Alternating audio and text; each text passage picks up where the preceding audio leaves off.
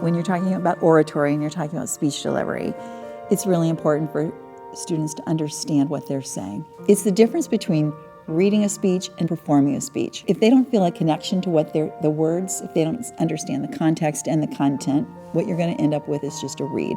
But the minute that they start to understand the words and understand the backstory behind it, they understand the character or the historical person, you start to see that shift. And that's what I'm going for. That's what I'm looking for, that crossover. I chose the speeches today very carefully. I wanted there to be a connection between the two. We started with Martin Luther King's speech, I've Been to the Mountaintop. That was the last speech that he delivered. And some of the kids picked up on that.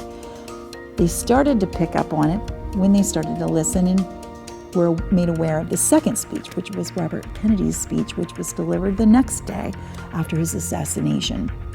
So we start there. Then we move into looking at some type of annotation. And the annotations relate right to close reading. You have to be really mindful of every little detail. That was a little one, easy to miss, right? Don't put anything on the back burner. Take it all in. We do the read through, line by line.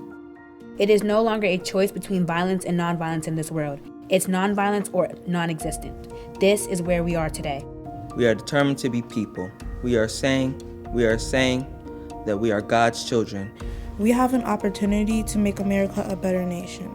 We go from that to starting to pull out words, phrases, and ideas. We focus on tone. Then we start moving into point of view. I feel like it kind of messed with people's emotions because of the way that it's said. It brought people together in order to solve the problem and understand everyone's view on the problem.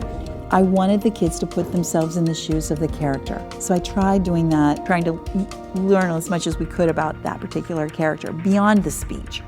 You're going to notice that each of you have a picture. You have artifacts. This first picture, what we're looking at, this is Martin Luther King delivering his speech. He's delivering that speech where? That's why we're using different documents, different artifacts. So they had a picture. What do you get from just a picture? What do you get from a newspaper article? Even if all you can really see are the headlines.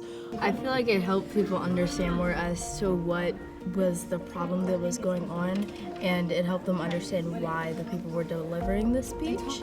It's not just a speech, it's understanding the character, looking at the content of what is being said and the context, which is the time frame of when it was said. It can all be applied to everything, all their disciplines, all their subjects, and everything they do in class each day.